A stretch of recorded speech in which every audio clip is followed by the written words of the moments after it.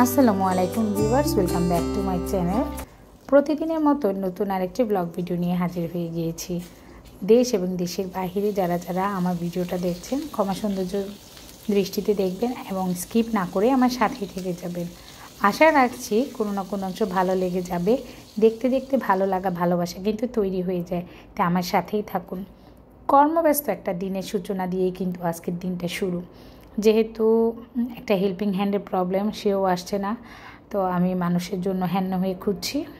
আর গ্রাম থেকে মেহমান এসেছে, তো তাদের জন্য আজকে আমি একটা ইলিশ মাছ ছিল অবশিষ্ট, সেটা কেটে কাঁচা কলা দিয়ে রান্না করব। এটা আমার ননদ এনেছিল গ্রামের বাড়ি থেকে, ওনাদের গাছের কাঁচা কলা। তো কাঁচা কলা দিয়ে ইলিশ মাছ রেসিপি কিন্তু দারুণ হয়। আর ইলিশ মাছটাও কিন্তু অনেক বড় এবং ফ্রেশ সুন্দর ছিল। এখানে আমি একটু করলা ভাজি করে নিব, হেল্পিং হ্যান্ড কেটে দিয়েছে, তো সেটাই আমি এখন সুন্দর করে একটু হলুদের গুঁড়া আর লবণ দিয়ে রসুন দিয়ে করলাটা ভেজে নিচ্ছি। আর আরেক পাশে কিন্তু আমার কলা তরকারি এখনও হচ্ছে। মেহমান থাকলে ঘরে কিন্তু একটু কাজ বেশিই থাকে, বিশেষ করে রান্নাবান্নাটা।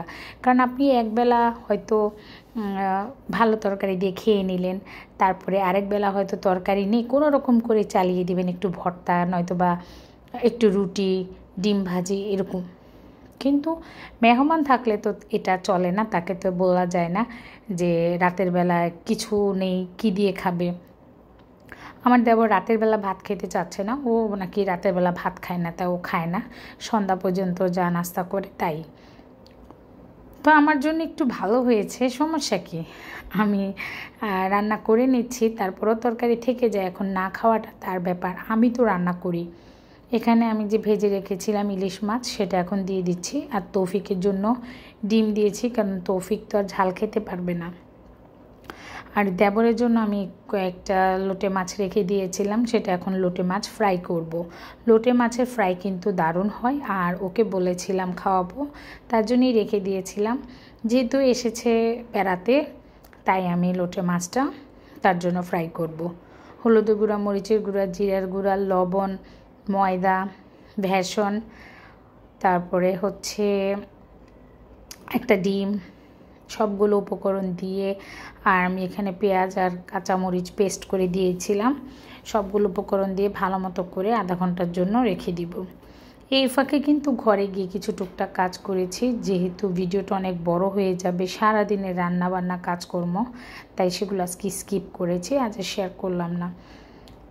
এসে আবার তরকারিটা উল্টিয়ে এর মধ্যে কিছুটা ধনেপাতা দিয়ে দিয়েছি। আর পাতিলটা একটু বড়ই, দেখতেই পাচ্ছেন অনেকগুলো তরকারি, মানুষ আমরা এখন 7 জন, তো 7 জনের জন্য কিন্তু কম হয় না। তরকারিটা অপর চুলায় দিয়ে দিলাম, আর এই চুলার মধ্যে এখন আমি আমার সে লোটে ফ্রাইগুলো ভেজে নিচ্ছি। আপনারা সুন্দর করে চামচ দিয়ে ভেজে নেবেন, চামচ দিয়ে ভাজলে হয় কি, বেসনটা খুব সুন্দর করে সেট হয়ে যায়, মানে আপনি যে কোটটা করেছেন লোটে মাছের গায়ের উপরে। তো আমি সুন্দর করে ডিমা আছে একটু একটু করেই ভেজে নিচ্ছি দুপুরের জন্য, আর রাতেরটা রাতে দেখা যাবে।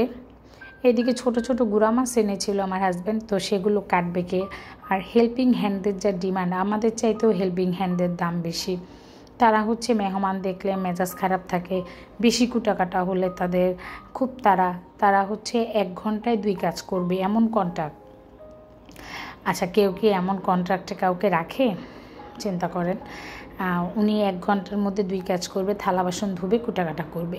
আমার কুটাকাটা বেশি থাকতেই পারে, কিন্তু উনি সবগুলো কাজ করেনি, না করে উনি আধা বিদা করে চলে গিয়েছে।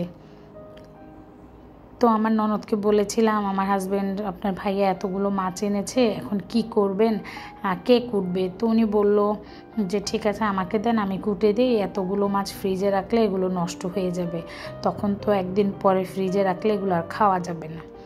তো আমার ননদ বসে গেল, নিজে নিজেই মাছগুলো আমাকে কুটে দিল, বলল যে ভাবি ধরেন, এখন এগুলো রান্না করেন।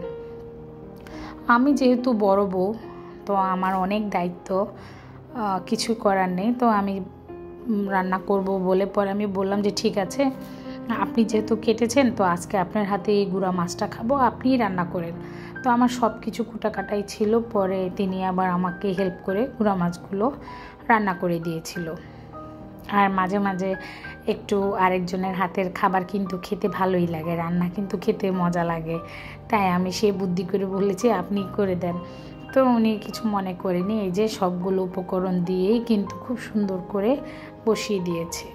আর দুপুরে খাবার টেবিলে চলে আসলাম। অনেকগুলো লইট্টা মাছ হয়েছে, কলা তরকারি সব কিছু নিয়েই বসে পড়েছি, সবাই মিলে খাবো। তো ভাত খাওয়ার পর্ব চলছে। আমাদের কলা তরকারি কিন্তু অনেক মজা হয়েছে। আর আমি মাটির একটা বাটির মধ্যে সার্ভ করেছি, ভালো লাগছে আমার কাছে। তো সবাই মিলেই বসে পড়েছি, ওরাও কিছু মনে করে না। মাঝে মাঝে আমি কষ্টের কি করব না করব, এতগুলো জিনিস নষ্ট করব, পাতিল ধরেই টেবিলের উপর দিয়ে দিই। আমার মতো কে কে এমন করেন বলেন তো। খাওয়া দাওয়ার পর্ব শেষ, এখন কিন্তু চলে এসেছি পাকোড়া তৈরি করব। যেহেতু দুপুরের খাবার শেষ, আমার মাটির বাটিটাও খালি হয়ে গিয়েছে। এখন আমি পাউরুটি দিয়ে একটা পাকোড়া তৈরি করব। আমার ছোট ভাইয়ের বউ আমাকে কয়েকদিন আগে মেসেঞ্জারে এই ব্রেড পাকোড়া দিয়েছিল, কিন্তু আমি আসলে সেটা প্রপারলি দেখিনি, দেখার সুযোগও পাইনি। আমি আমার ওয়েতে একটা সন্ধ্যা নাস্তা তৈরি করছি, যেহেতু আম্মু তার বাসার মধ্যে আমাদের দাওয়াত দিয়েছে সন্ধ্যা নাস্তায়। আম্মু অসুস্থ, অত বেশি আহামরি জিনিস করতে পারে না এখন আর। তো বলেছি খালি সন্ধ্যা নাস্তা করো। তা আমি চিন্তা করলাম সন্ধ্যা নাস্তা করব, তা আমিও কিছু একটা বানিয়ে নিয়ে যাই।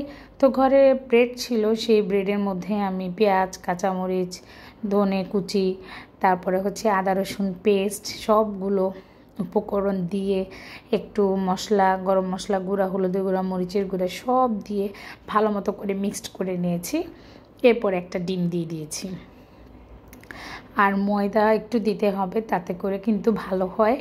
আর পাউরুটি যেহেতু পানি টেনে নেয়, তার জন্য আমি সামান্য একটু পানিও কিন্তু মিক্সড করেছিলাম এবং ভালো মতো করে মেখে নিয়েছি।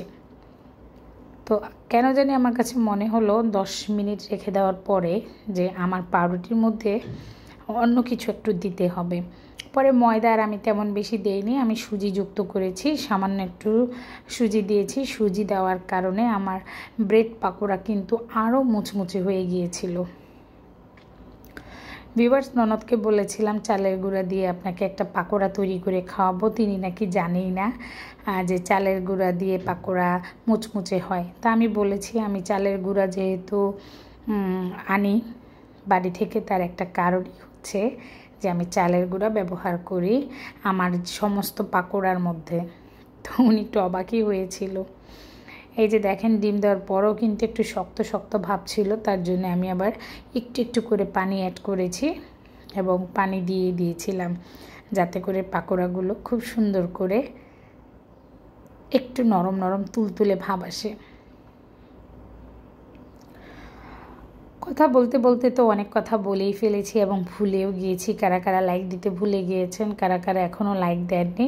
যারা লাইক দিতে ভুলে গিয়েছেন, আপনার মূল্যবান লাইকটা অবশ্যই দিয়ে দিবেন।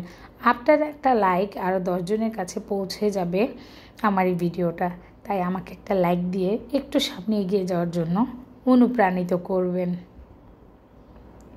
সুন্দর একটা গঠনমূলক কমেন্টস করবেন, ফুল ওয়াচ করবেন। পাকোড়াগুলো কিন্তু আমি এখন ভাজা শুরু করে দিয়েছি ছোট্ট ফ্রাই প্যানের মধ্যে। তো এই যে দেখেন, উল্টিয়ে পাল্টিয়ে দিচ্ছি, দারুণ হয়েছে। এখন তুলে নিব। আমার কারেন্ট চলে গিয়েছে, আমি মোবাইলের লাইট দিয়ে কষ্ট করে নিচ্ছি, যেহেতু আম্মুর বাসায় যেতে হবে, একটু তাড়াহুড়া ছিল, তাড়াতাড়ি করে গুছিয়ে নিয়েছি। আম্মু আবার বাসার মধ্যে টুকটাক জিনিসপত্র আয়োজন করেছে। তো এই যে মার বাসায় চলে এসেছি।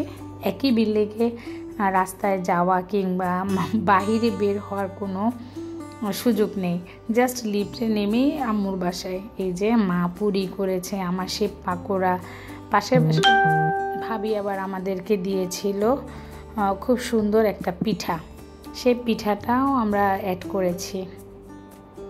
তো আমার ননদ, দেবর, তৌফিক সবাই ছিল, টুকটুক করে আমরা সবাই নাস্তা খাচ্ছিলাম। আর এটা আম্মুর বাসা, ও দেখছে আমি ভিডিও করতেছি, আমি বলতেছি যে আমি তোমাদেরকে ভিডিও করে রাখছি, আমি এটা পোস্ট করব। যাই হোক, সবাই মিলে আমরা নাস্তা করছিলাম আর আম্মু হেল্প করছে, এটা ওটা দিচ্ছে এই আমাদের সামনে। আর মুড়ি মাখা করেছিলাম, সেটা হয়তো স্কিপ হয়ে গিয়েছে। মেহমান যেহেতু আছে একটু ব্যস্ত, তো সবাই ভালো থাকবেন, সুস্থ থাকবেন, দোয়া করবেন। আল্লাহ হাফেজ।